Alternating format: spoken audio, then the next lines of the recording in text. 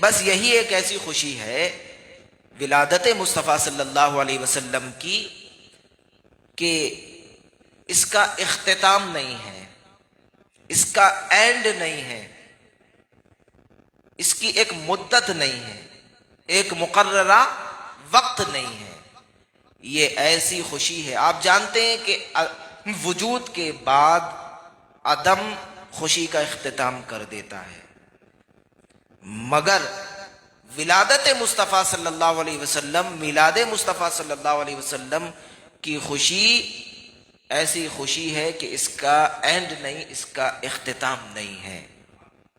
اعلی حضرت فرماتے ہیں حشر تک ڈالیں گے ہم پیدائش مولا کی دھوم، مثل فارس نجد کے قلعے گراتے جائیں گے، خاک ہو جائیں عدو جل کر مگر ہم تو رضا، دم میں جب تک دم ہے ذکر ان کا سناتے جائیں گے، دم میں جب تک دم ہے ذکر ان کا سناتے جائیں گے۔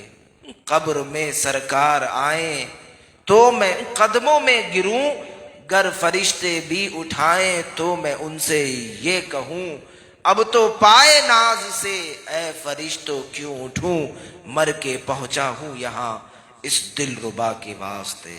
تو حضور علیہ الصلوۃ والسلام کا رخ والضحیٰ،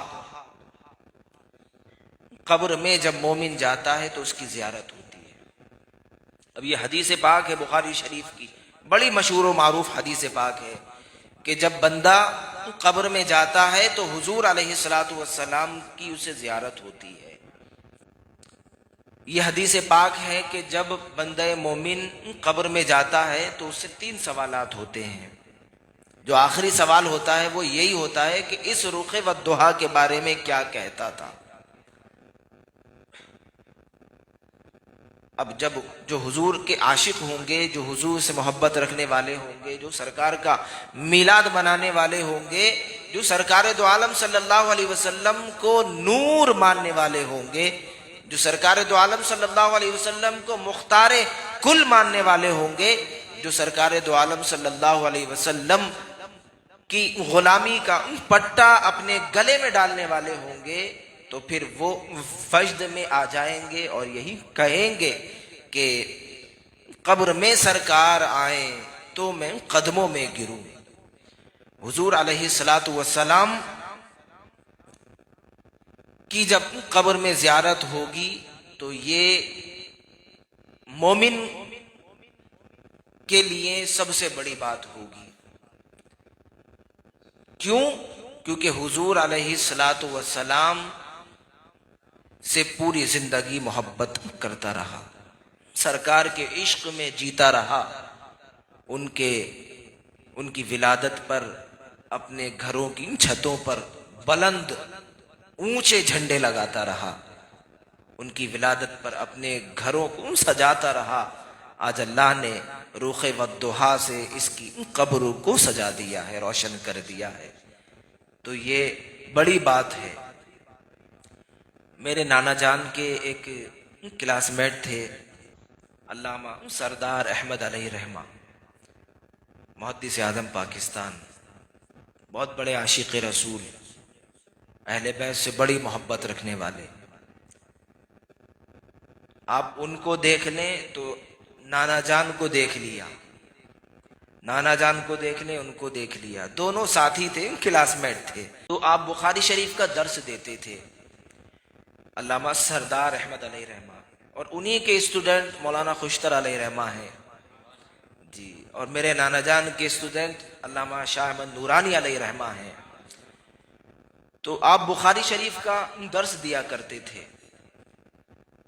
جب یہ حدیث پاک آتی تھی کہ قبر میں سرکار کی زیارت ہوگی، رخ والضحیٰ کی زیارت ہوگی، تو آپ کتاب کو بند کر دیا کرتے تھے اور زار و قطار رونے لگ جاتے تھے۔ اتنا روتے تھے کہ آپ کے رخسار آنسو سے بھیگ جاتے تھے، ہچکیاں آ جاتی تھی، اتنا روتے تھے۔ اب آپ کے اسٹوڈنٹ نے، شاگرد نے دیکھا کہ یہاں کوئی بظاہر ایسی کوئی بات بھی نہیں ہے، لیکن استاد صاحب رو کیوں رہے ہیں؟ آج تو یہ ہے، دیکھیں باپ رو رہا ہے، اولاد کو فکر ہی نہیں، ماں رو رہی ہے، اولاد کو فکر ہی نہیں ہے، بس ہم خوش ہونا چاہیے، ہم خوش رہیں۔ ماں باپ کیسی حالت میں ہے کوئی مطلب نہیں، مگر دیکھیں ایک استاد کی آنکھوں میں آنسو ہیں، مگر اسٹوڈنٹ، استاد روحانی باپ ہوتا ہے نا، یہ ہوتی ہے شاگرد کی استاد سے محبت۔ تو ایک شاگرد نے، ایک اسٹوڈنٹ نے ہمت کی اور آگے بڑھا اور عرض کیا کہ حضور اگر آپ برا نہ مانیں، برا نہ مانیں، ایک استاد کے سامنے اتنے ادب کا حکم ہے تو پھر ماں باپ کے سامنے ادب کا حکم کیا ہوگا؟ تو ایک شاگرد نے آگے بڑھا، حضور میں ایک بات معلوم کرنا چاہتا ہوں، اگر آپ برا نہ مانیں کہ سرکار یہ بتائیں کہ آپ کے رونے کی وجہ کیا ہے، رونے کا ریزن کیا ہے؟ تو آپ نے فرمایا کہ بیٹا تم نے سنا نہیں کہ مومن جب قبر میں جاتا ہے تو اس کو سرکار کے جلوے نصیب ہوتے ہیں، حضور کے رخ والضحا کی زیارت ہوتی ہے۔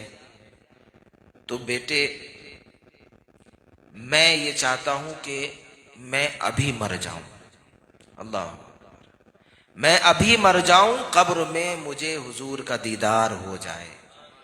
اتنے بڑے عاشق مصطفیٰ صلی اللہ علیہ وسلم، ولی کامل، بہترین عالم دین، محدث اعظم اپنے وقت کے، اللہ تعالی ہم سب کی اس حاضری کو قبول فرمائے اور آپ کا بیٹھنا اپنی بارگاہ میں قبول فرمائے۔